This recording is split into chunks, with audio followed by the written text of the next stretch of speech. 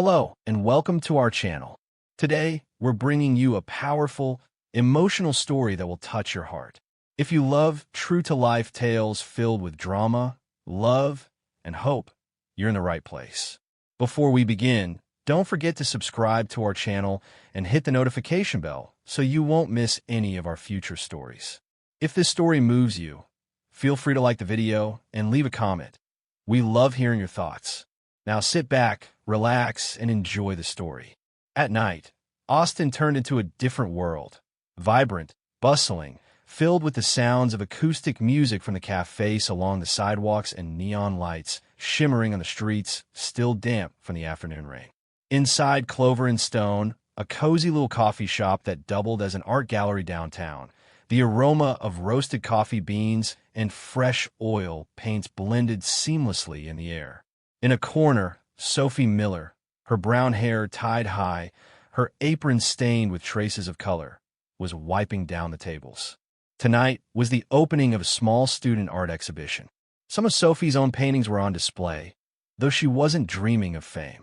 She simply wanted a peaceful corner to live, study, and paint, a luxury in such a noisy world. The bell above the door chimed. Sophie looked up. A man walked in, wearing a simple jacket, faded jeans, and carrying an old camera.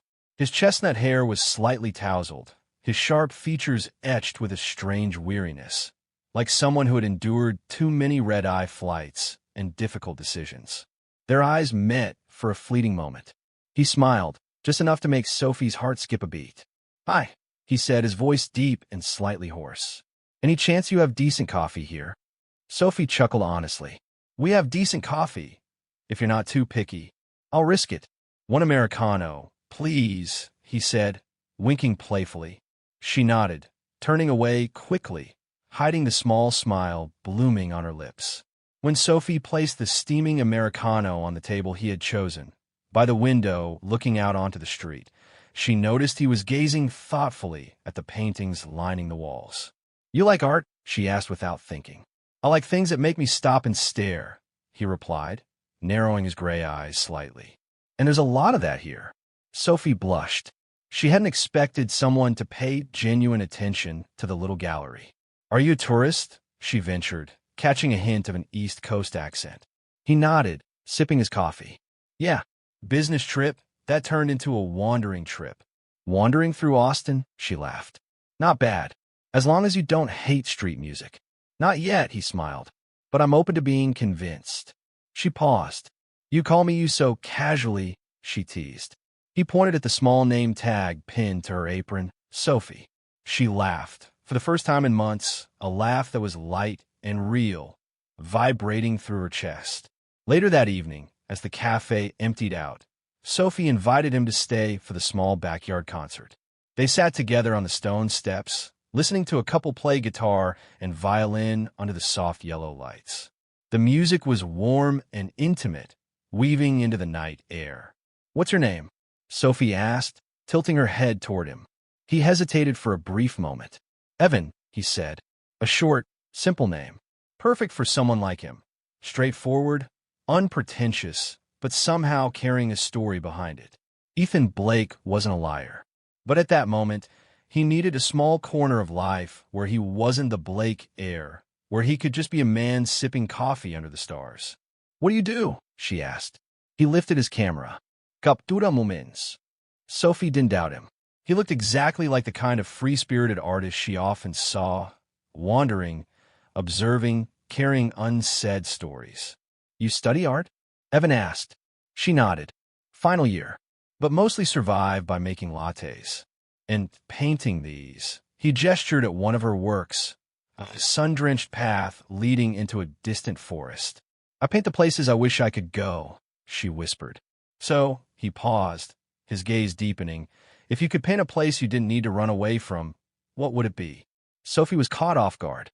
No one had ever asked her that. After a long silence, she answered, "A small house filled with laughter and a kitchen that's always warm." Evan nodded slowly. "Sounds like the best dream." Sophie smiled sadly. "It's just a dream. Dreams need someone to believe in them too," he said softly. It was late. As Sophie wiped down the last tables, she glanced out the window. Evan, or rather, Ethan, was standing outside, gazing up at the rare starry sky above the city. He didn't come back to say goodbye. Instead, he left a folded note next to his empty coffee cup. If one day you need someone who believes in your dream, remember, there was once a man who thought your painting was the most beautiful thing he'd ever seen. Signed, Evan. Life after that fateful meeting changed faster than Sophie had ever imagined. Evan, as she knew him then, became an inseparable part of her days. He didn't ask much about the future. She didn't pry into his past. They simply were living inside a small world of their own, built against the rush and noise of Austin. The first month, they met in the simplest of places, a street taco stand, a tiny park where Sophie often brought her easel. Evan, with his old camera slung across his chest, would often sneak candid shots of Sophie, painting, laughing, lost in thought. Sophie loved Evan's gentleness, the way he looked at her as if listening even to the things she couldn't say aloud. With him, she felt truly seen, understood, and valued, something she had never experienced before. The second month, Evan began to open up more. He told her about living on the East Coast, about a family that was different from the simple life he now longed for. He spoke of pressures he had always tried to escape, never too detailed, always cloaked in a mist of unsaid things. Sophie listened, never pushing. She knew everyone had shadows that took time to reveal. The third month, they took a short trip to San Antonio. Evan rented a small riverside cabin. For the first time, Sophie experienced what it felt like to have a real home.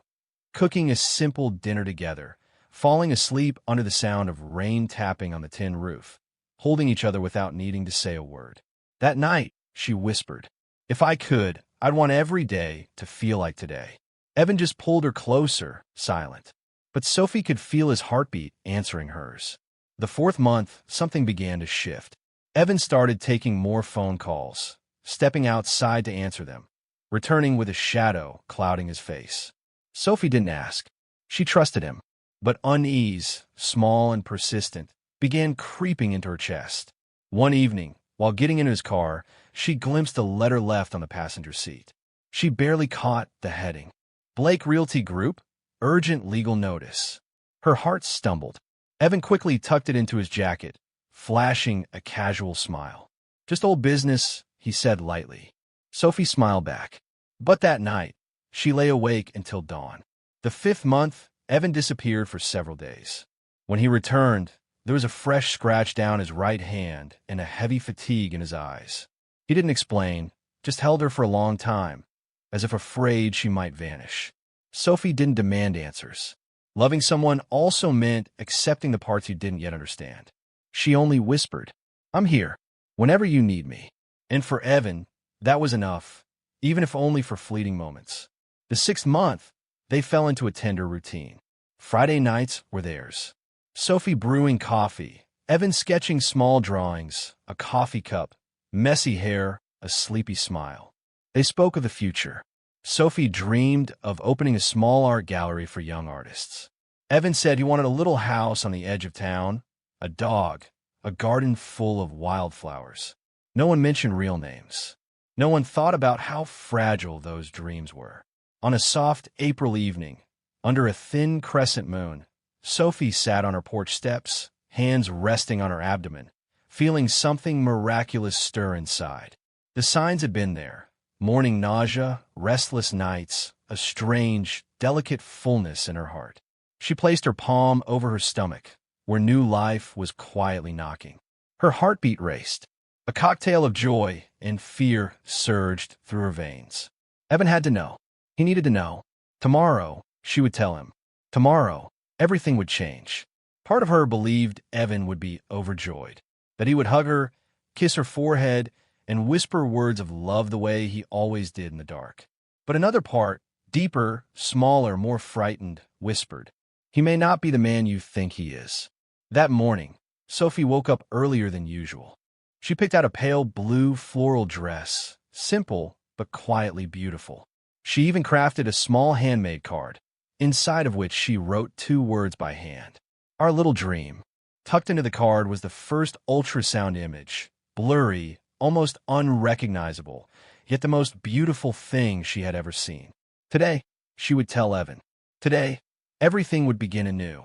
She stood outside Clover and Stone, nervously fidgeting with the envelope in her hands. The spring sunshine bathed the streets of Austin, and wildflowers bloomed along the sidewalks, as if to celebrate her secret. But Evan didn't show up. An hour passed. 2 hours. As the late afternoon sun began to sink, Sophie's phone vibrated in her hand. An unknown number. She hesitated, then answered. "Miss Miller." A woman's voice, sharp and cold as a blade. "Yes," Sophie replied, her heart instantly tightening. "We represent Blake Realty Group.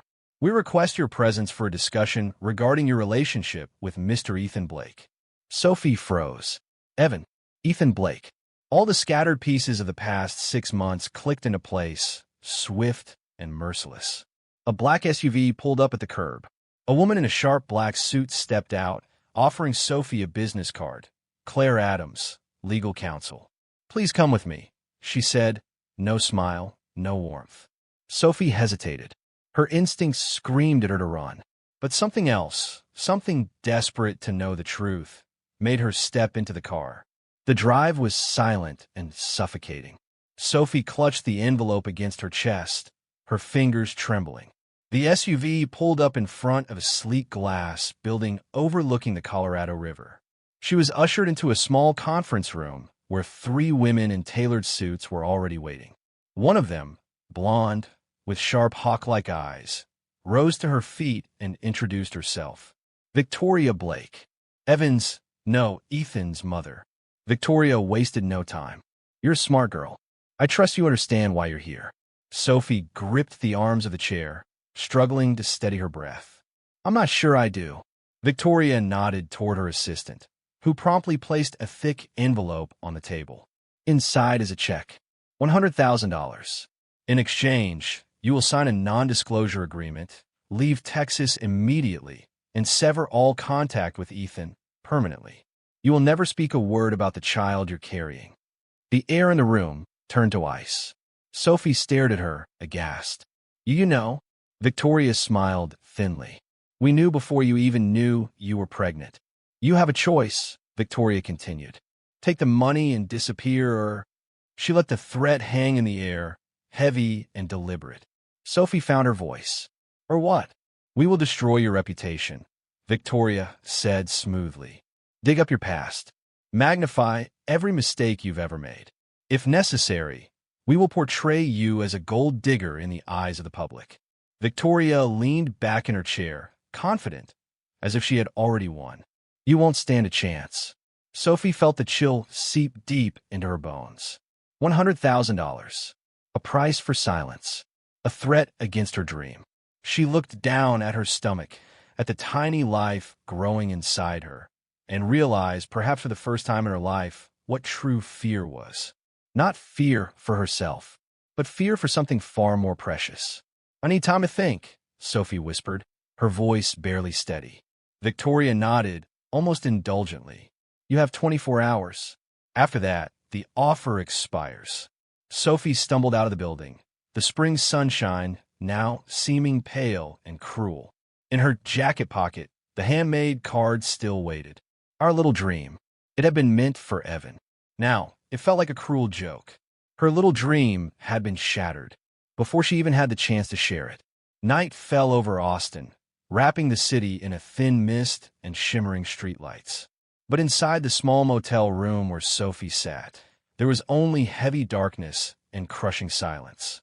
She sat on the floor, back against the wall, clutching the crumpled envelope in her hands, the little card she never got to give Evan. $100,000. A contract of silence. A life erased with a single signature. Sophie stared at the cracks on the ceiling, fighting the tears burning behind her eyes.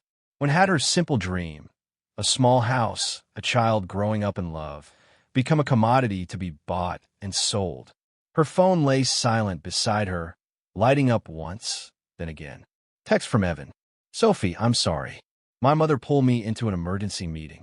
I'll be back soon. I miss you." Sophie let out a dry, bitter laugh. He didn't know. He had never known. And if she told him, would he be strong enough to stand against his family? Could 6 months of love, beautiful but fragile, survive the crushing weight of a dynasty that had stood for decades? Midnight. Sophie sat at the small desk, a blank sheet of paper before her. She wrote, not a love letter, not an explanation, just 3 simple sentences. I love you. I love our child, but I cannot let them grow up trapped inside a gilded cage of lies. She folded the paper carefully and placed it next to the envelope marked Our Little Dream. Then she stood up. She packed a few clothes into her warm backpack. She stashed her phone, credit cards, anything that could be tracked, into a locked drawer. She left the room key on the table. No tears, no hesitation. Only one thought drove her forward. I have to leave. I have to protect my child. Before dawn, Sophie drove her battered 2004 Honda Civic out of Austin. She didn't use GPS. She just drove instinctively. The farther from the city, the better. The farther from glass towers, cold contracts, and judgmental eyes. The first rays of morning stretched across the horizon as she passed a sign. Welcome to New Mexico. Santa Fe, a quiet place far from grand ambitions. A place Sophie had once dreamed of, though never like this. She pulled over onto a deserted stretch of highway. The desert wind was cold and biting. Sophie placed a trembling hand on her stomach. In that moment, all fear and doubt melted away. There was no going back, no room for regret. Only one truth remained. She had chosen. She would be a mother. She would protect this child with everything she had left. Somewhere far ahead, the morning sun began to bathe the low mountains in gold. Sophie tightened her grip on the steering wheel, took a deep breath, and started the engine. A new chapter, unwritten. A journey, full of unknowns. A hope, fragile but stronger than anything else. Santa Fe welcomed Sophie with scorching sunlight and dry winds that kicked up clouds of dust. She had no concrete plan, no real destination. All she knew was that here, in a wide-open land, far from the shadows of power, she might finally have a chance to start over. Her old Honda was barely holding on. Some 20 miles outside the center of Santa Fe, the car coughed once, then sputtered to a dead stop. Sophie let her forehead fall against the steering wheel. How ironic, she thought. Escaping a billionaire family only to break down in the middle of nowhere. She climbed out of the car and raised her hand to flag for help, but few cars passed, and those that did sped by without slowing. The desert wind whipped around her, dry and biting. Sophie wrapped her arms around her stomach, not just for her own sake, but for the tiny life growing inside. Nearly an hour later, an old silver pickup truck rumbled down the road and slowed beside her. A man in his 50s climbed out.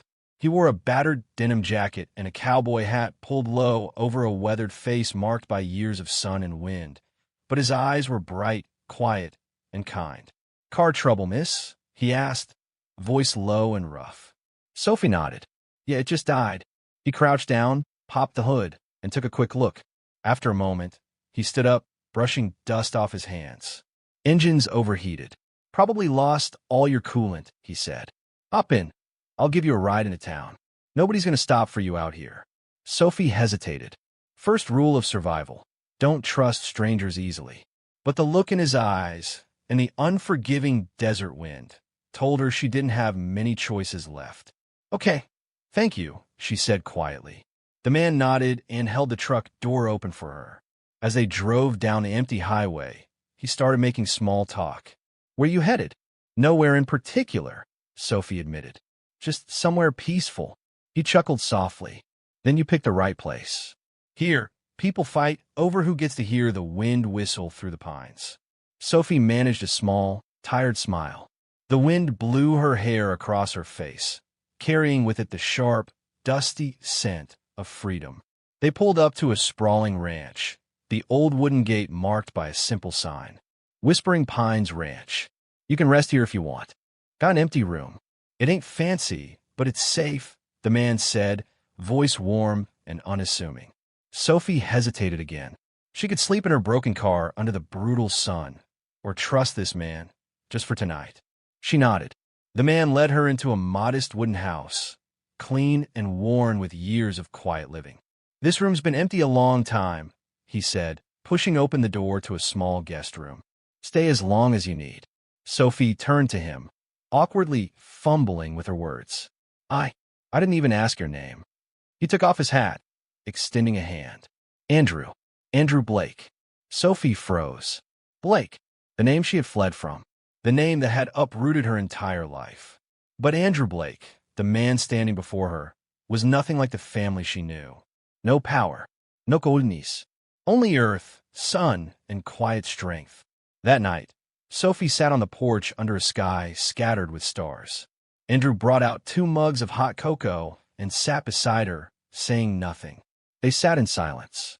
But in that silence, Sophie felt safer than she had ever felt in any glass tower Victoria Blake had promised. She placed her hand over her belly, whispering to the tiny life growing inside. "We're going to be okay. Here, somewhere no one can silence us." The wind blew again, but this time it didn't feel harsh. It felt like a welcome. Days at Whispering Pines ranch passed gently, as if time itself moved slower here than anywhere else. Every morning, Sophie worked around the ranch, watering plants, tending to the horses, helping Andrew organize the old storage barn. In the afternoons, she would sit on the porch, reading or painting small canvases, golden fields, herds of horses running under the sun, the silhouette of an old man in a dusty cowboy hat bent over the garden. Andrew was always nearby, quiet, patient, like an ancient tree shielding a young sapling from the storms. Sophie felt his care. It wasn't loud or demanding. It was in the small things. A cup of hot cocoa left silently by her side on cold nights. A blanket tucked around her shoulders when she dozed off outside. A gentle smile every time she fumbled through one of her awkward jokes. Then one evening, after a simple meal of baked beans and cornbread, they sat outside, watching the stars. The moon hung thin and silver over the fields. After a long silence, Andrew spoke, his voice low and a little rough. "Sophie, you've brought life back to this place. A life that's been missing for a long time." She turned to him, smiling softly. "I just try not to be a burden," she said. He shook his head, a small chuckle escaping his lips. "No, you've done far more than that." Another long pause, and then, slowly, as if each word weighed heavily on his chest, Andrew said, "If you want, you could stay here.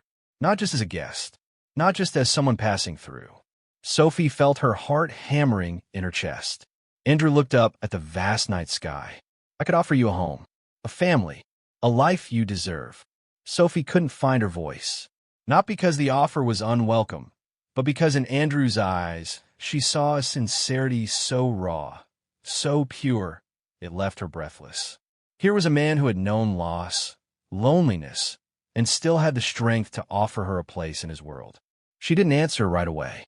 Instead, she lowered her head, her hand instinctively resting on her stomach. Her child, their child, was her first priority now. She needed time. Andrew seemed to understand. He didn't push. He simply tipped his hat, stood, and quietly walked back into the house, leaving Sophie alone beneath the glittering sky. The next day, while cleaning out an old storage room behind the stables, Sophie stumbled upon a wooden box. Inside were dozens of old photographs, black and white, faded color prints. One photo in particular made her heart freeze. A young boy, about 10 years old, chestnut hair, striking gray eyes, standing beside a younger version of Andrew, vibrant and strong. On the back, scrawled in faded ink, "Ethan, summer 1998. Ethan, the real name of the man Sophie loved, Evan. Frantically, she rifled through the rest. More pictures. Ethan with a blonde woman, Victoria. Ethan graduating high school. Andrew standing proudly in the background. It all clicked together, undeniable and brutal. Andrew Blake was Ethan Blake's uncle. The ground seemed to tilt beneath her feet. That evening, under the silvered sky, Sophie confronted Andrew on the porch. She clutched the photo tightly in her hand. "Do you know Ethan Blake?" she asked, her voice trembling. Andrew sat down heavily, his gaze distant.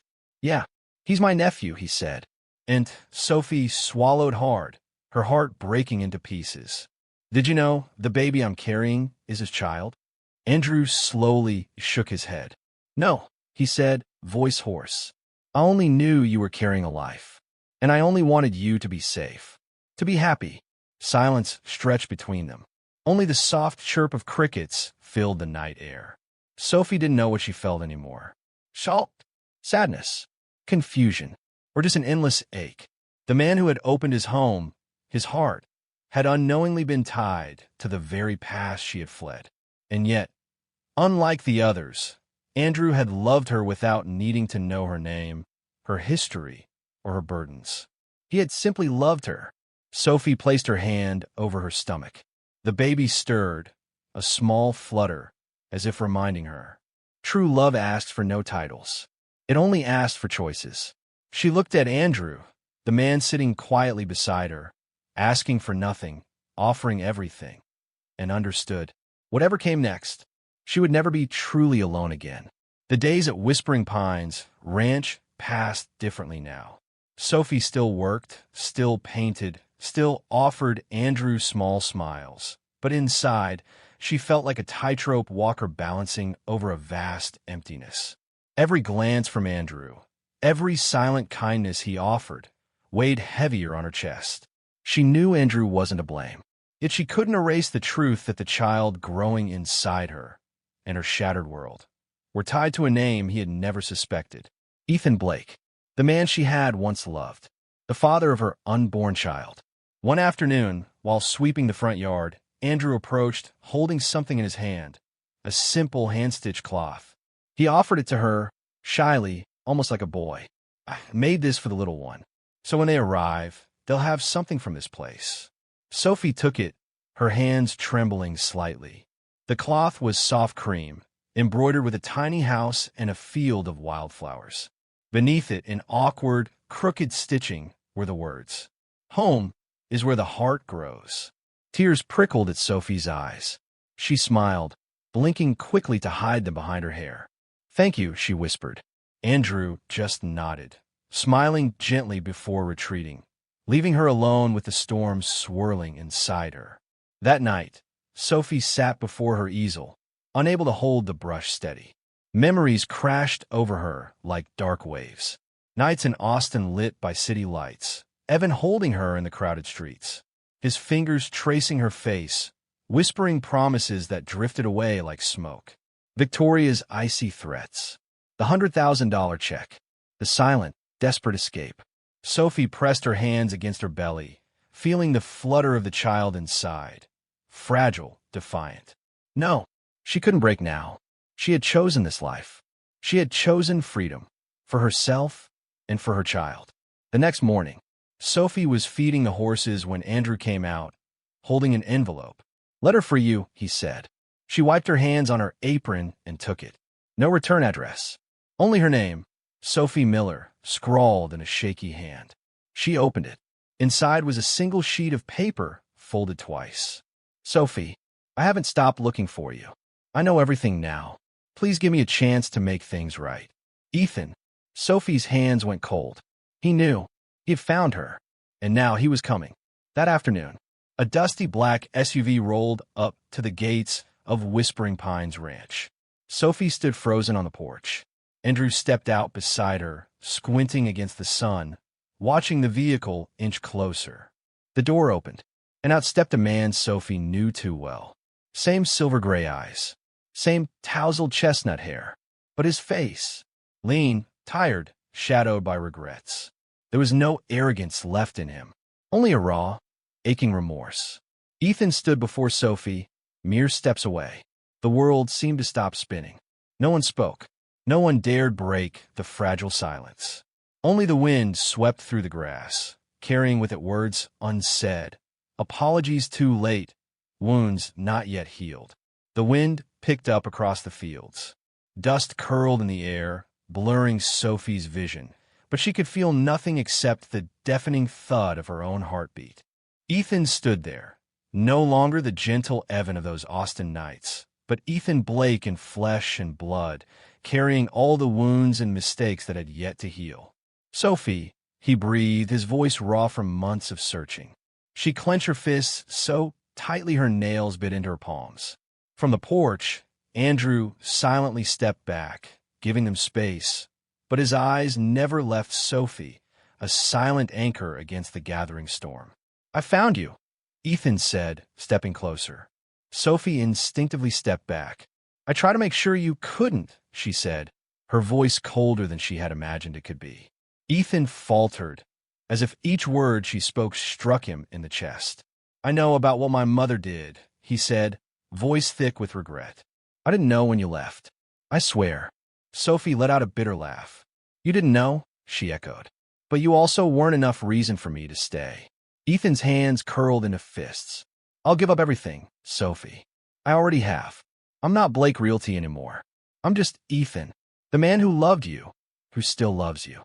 Sophie blinked. A part of her wanted to believe him, wanted to run into his arms, to cry and throw away all the pain. But then she looked at Andrew, the man who had picked her up when she had nothing left, the man who had stitched her life back together with patience and silent strength, expecting nothing in return. And in that moment, Sophie understood. Love was not just a feeling. Love was a choice.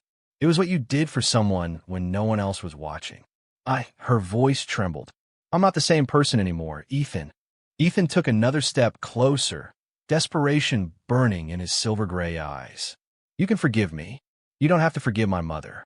I don't want money or legacy, just you and our child." Sophie placed a protective hand over her belly. Their child, this tiny, precious life that hadn't asked for any of this. "They need a family, Sophie," Ethan whispered, pleading. "A real family. A real family," Sophie repeated, almost to herself. She turned toward Andrew, still standing quietly, hands trembling just slightly, but his gaze steady and unwavering. A real family didn't need mansions, didn't need the Blake name, didn't need whispered promises in the dark. It needed a small home, an open sky, a field where dreams could grow wild and free, and people willing to love, not for blood or obligation, but for the sheer miracle of choosing each other. "I'm sorry, Ethan," Sophie said, and her voice cracked with the weight of it. "I truly am, but I can't come back." Ethan staggered, as if the ground had given way beneath him. He dropped to his knees, hands digging into the dirt. "Please," he choked out, "please give me one chance." Sophie bit her lip until she tasted blood. Every part of her screamed to rush to him, to erase the hurt. But the stronger part, the part built from lonely nights and the quiet strength of carrying life inside her, held firm. "You'll always be our child's father," she said, her voice a trembling whisper. "If they want to find you someday, I won't stop them. But me," she took a deep breath, "I need peace. I need a life not haunted by shadows." Ethan looked up at her, his eyes shining under the fading sun. He understood, not because he didn't love her enough, but because sometimes love wasn't enough to mend what had been broken. Without another word, Ethan rose. He glanced one last time at her belly, at the tiny life he would never fully know.